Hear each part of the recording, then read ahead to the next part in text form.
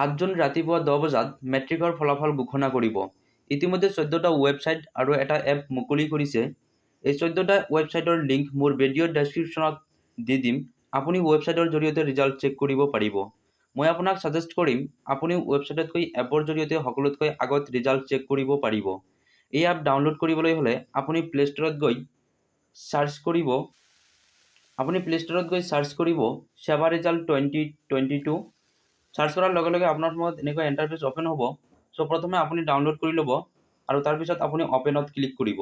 Click কৰাৰ পিছত এনেকুৱা আহিব কাৰেণ্ট ইয়াৰ ৰিজাল্টছ আৰু প্ৰিভিয়াছ ইয়াৰ ৰিজাল্টছ। আপুনি কাৰেণ্ট ইয়াৰ ৰিজাল্টছত ক্লিক কৰিব।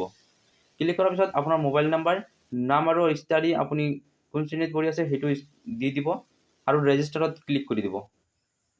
ৰেজিষ্টাৰত ক্লিক কৰাৰ পিছত এনেকৈ অপেন হ'ব। সো বন্ধুসকল আপুনি দেখা পাইছে SEBA Hslc AHM results tomorrow at 10 AM powered by www.result.shiksha। So বন্ধুসকল আপুনি ইয়াৰ জৰিয়তে ইয়াত বৰ্তমান এতিয়া কাম কৰা নাই।